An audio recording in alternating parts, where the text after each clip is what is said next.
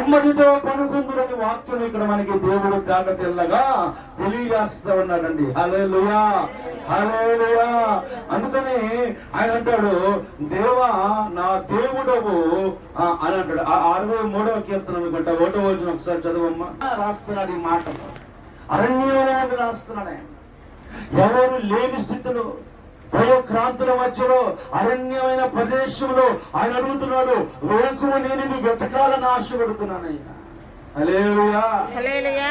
కామ phone చేసింది, అన్నా నువ్వు వస్తున్నావని నేను తిప్పింది బద్దలైపోతుంది. నా హృదయంలో ఒకే ఒక ఆలోచన ఉంది, ఏంటంటే నేను దేవుడిని వెతకాలి.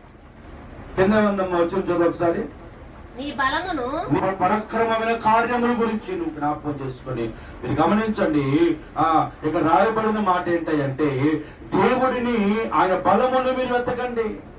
నా ప్రియమైన దేవుని బిడ్డలారా, క్రొవ్వు మెదడు దొరికినట్లుగా, క్రొవ్వు అనగా బలానికి సాదృశ్యంగా ఉంది, తర్వాత జ్ఞానానికి సాదృశ్యంగా ఉందంట. చెప్పడబడండి అసలు. హల్లెలూయా, హల్లెలూయా. క్రొవ్వు అనగా బలము, ఇది జ్ఞాపకం చేసి, క్రొవ్వు అనగా బలము, ధ్యానము అనగా, మీరు గమనించండి, క్రొవ్వు మెదడు దొరికినట్లుగా అంటే ఆ కొవ్వుకి ఈ కొవ్వు ఒకటి మెదడు అంటే బ్రెయిన్ అంటే ఆరోగ్యం అంటారు కదా.